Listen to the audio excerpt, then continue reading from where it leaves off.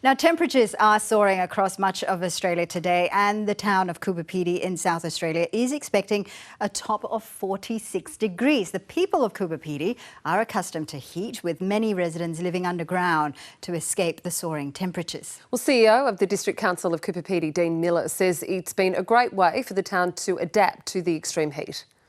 Well, Coober Pedy is probably one of the most prepared towns for heat waves. In that 2/3 of the people live underground in dugouts. I don't know if people can see my background, but yeah, we can see that. So you're currently in a dugout. That's my dugout there.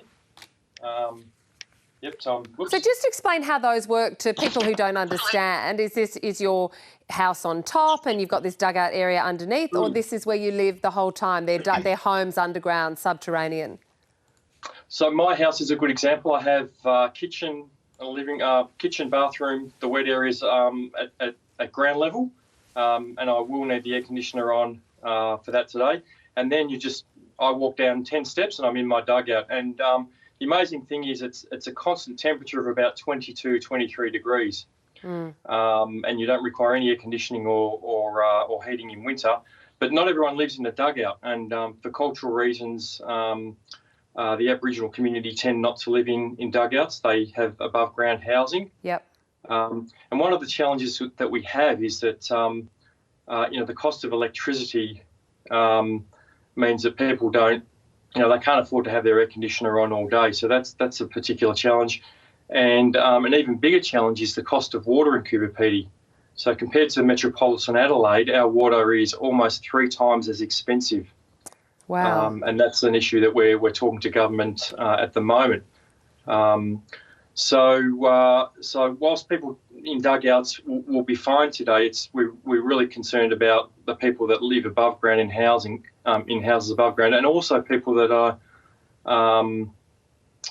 visiting from other parts of the state, particularly from the lands from up north, and they tend to just sit under trees and escape the heat that way. So we'll be looking out for people to make sure they stay hydrated and have access to water and shade. So is that something that the council actively does, goes and seeks out people who don't have access to a dugout or air conditioning, who choose to spend their days in the shade of a tree, say? How does the council look after them?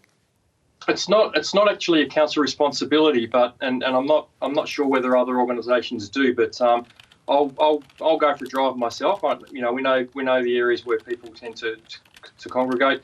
I expect that some people, will go into IGA, into the supermarket, and just have a coffee and just escape the heat. But look, most people will stay home today. The town will be pretty quiet. But and I'm not sure. I'm sure other agencies will be keeping an eye on their vulnerable people that they're aware of.